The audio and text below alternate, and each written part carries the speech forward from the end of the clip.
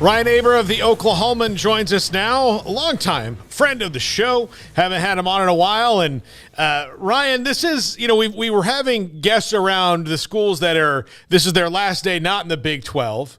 And for Oklahoma, this is this July 1st starts the first day of their last year in the conference. What is the general feeling now that it is actually here and real among a fan base that I know was excited to join the SEC, but a little bit split on the fact that they know that they're going to have to give up some things that they've been well in control of to do that? Yeah, I think there's a lot of excitement around the program as that clock ticks down toward joining the SEC. You saw it a couple weeks ago when the 2024 SEC opponents were announced, the amount of fans who turned out for that gathering. People are excited about the future, but also there's a bit of trepidation given what happened last year about their last year in the Big 12 and their ability to be ready to make that move right off the bat when you talk about the on-field issues. Ryan, I know that things seem like they've gone pretty smoothly, recruiting, transfer portal, and we can dip into some of that, but there was a little bit of, I guess, rustling around yesterday when it was announced that Thad Turnipseed, Brent Venables, right-hand guy, was going to be leaving the program, and just odd timing with it being almost July at this point. I'd seen some various rumblings like, family stuff or whatever, but can you, I guess explain the significance of Thad Turnipseed and then obviously his moving on? I mean, to look at the significance of Thad Turnipseed, you just look at what he was able to do at Alabama and Clemson. And, obviously Nick Saban and Dabo Swinney played the biggest roles, but Thad Turnipseed was right next to both of those guys when you talk about building up facilities and the fervor in the fan base to get those programs where they were. And Brent Venables hoped that Thad Turnipseed would be the same thing for him at OU. He is the driving force behind the $175 million football facility that was voted on by the Board of Regents just a few months ago, and will be getting underway here in the next couple of years. But it was a big surprise because yesterday there seemed to be some movement on some things related to that facility, and then all of a sudden Thad Turnipseed is gone. It'll be interesting to see what Brent Venables elects to do with that role, whether it's a big picture guy like Thad Turnipseed, or if it's something else to sort of hone in on a specific part of the program. But no doubt a big loss for the Sooners. Ryan, do you think that they have overall depth to make a run to the conference title this year? Oh, I think certainly the talent is there. But a lot of things have to come together to do it. They've got to be much better defensively. Brent Venables got some flack a couple weeks ago at that SEC scheduling announcement for saying, hey, if our defense is better, they got a chance to win 10 games and hang a banner up. Well, the fact is he's right, but it's got to be significantly better.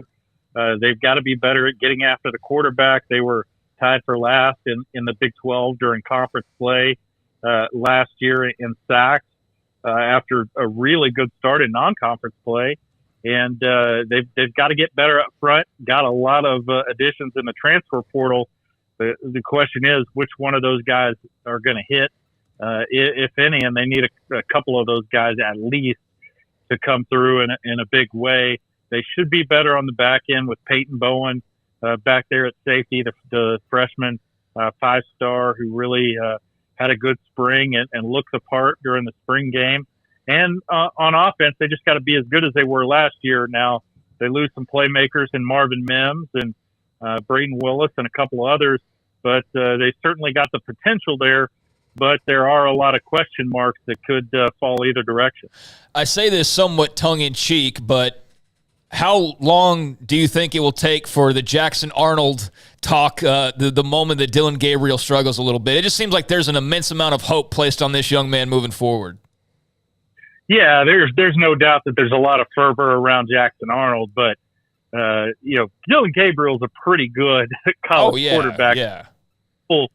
around here at least, I don't know what the perception is down there nationally, but people around here at least have been a little bit spoiled by OU's quarterback play during the Lincoln Riley era. When you think about Baker Mayfield, who was actually in town today for a kids camp, Kyler Murray and Jalen Hurts. I mean, that run that they had, and heck, even Spencer Rattler to some degree, and then Caleb Williams to a larger degree, could leave your jaw dropped at times. Dylan Gabriel isn't that kind of player, but still a really solid college quarterback. But there's no doubt that there's a lot of anticipation for Jackson Arnold stepping in and taking over that role. Yeah, I think it's a little bit different than a couple of years ago when Caleb Williams slid in for Spencer Rattler after some early struggles. Dylan Gabriel's a lot more experienced than Rattler was, and I think has solidified himself a lot more as the starter than Spencer Rattler did. So there are going to be some calls, certainly, if something like that happens. But, in my mind, when I look at all the problems that they had last year, and there were quite a bit of them, Dylan Gabriel in the quarterback pool came way, way down the list. And they can still win a lot of games and win at least a Big 12 title with Dylan Gabriel as their quarterback. Do you feel they can withstand it better with Jackson Arnold as the backup if the same thing happens to Dylan Gabriel last year where he's out for a couple games? Oh, I don't think there's any doubt. I mean, you just saw the sort of scramble mode that they were put in last year when Dylan Gabriel went down. Davis Bevel wasn't able to handle that situation. They wound up having to go basically to a wildcat system with Braden Willis and a couple of other players at quarterback who aren't normally quarterbacks. Certainly this year, if something were to happen to Dylan Gabriel, they'd feel more than comfortable with Jackson Arnold sliding in there as the replacement in at least the short term, if not the long term. So they feel much better about the quarterback room now than they did a year ago when you're talking about Davis Bevel and a freshman Nick Evers, who is now transferred to Wisconsin, but clearly wasn't at the same level as Jackson Arnold is.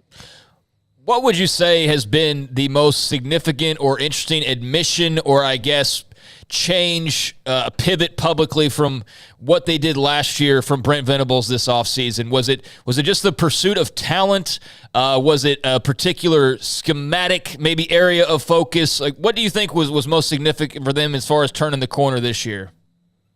Well, I think the difference, in my mind, the biggest difference is the way that they really attack the transfer portal when it comes to defensive linemen in particular.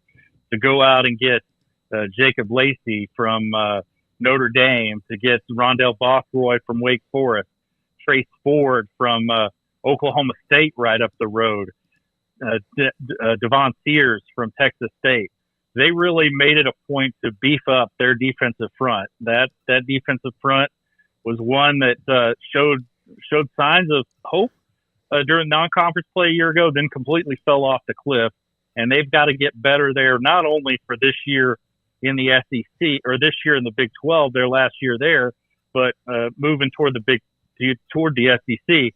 That to me is the biggest upgrade that they've got to make, and it's certainly been an area of focus for the Sooners in the offseason, and they continued it really over the last couple of weeks as they've added a couple more pieces in the JUCO and transfer portal route to try to beef up that group even more. So are you preparing emotionally for what will be your last Big 12 Media Days?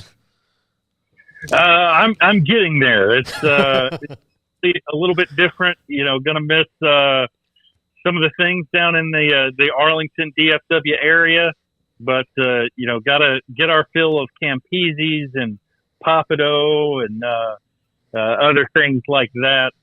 Babe's Chicken, favorite of columnist Barry Trammell. So I'm sure we'll be making some of those stops, but it's going to be weird being there for probably the last time, and then thinking about a year from now being wherever SEC Media Days is this year. I think it's in Nashville, but it's a completely different vibe in that league for sure. Nashville's got nothing on the parking lot of Arlington, especially in the summertime, right? I mean, Arlington is just such a sexy spot for me. No, I mean, that's going to be a lot of fun, obviously. Then even like the media meetings, was it Destin and Hoover, Alabama? That's going to be a pretty cool change, I think, for the media folks to be able to experience. Last thing for me, Ryan, when you saw that initial Big 12 schedule, I think there was probably a thought that the league was going to punish Oklahoma or Texas and give them some murderer's row. I think Oklahoma might have the easiest schedule of the entire conference. Would you agree with that to some extent? Yeah, I think it's hard to argue. I think there was a balance between, difficulty of schedule and giving them some marquee home games or things like that. How do you balance all that? But I think it worked out well for OU. They get to go to a couple places they haven't been, at least in a while. BYU have never been there, and get to play at Cincinnati. They avoid Kansas State, a team that's given them all kinds of problems over the last few years. Texas Tech, who beat them last year. So I think the schedule lines up as favorably as possible for the Sooners, and they're going to need that to try to build some momentum here in their last year in the league. Ryan Aber, the Oklahoman. Ryan, we'll see you in a couple weeks in Arlington. Sounds great. It's right up on us. It's crazy how quick it comes, but it's almost football season. It is. Ryan, thanks so much. Appreciate it. Happy 4th. Yeah, you too. Thanks for having me on. There you go. Ryan Aber of the Oklahoman here with us. Yeah, I think they definitely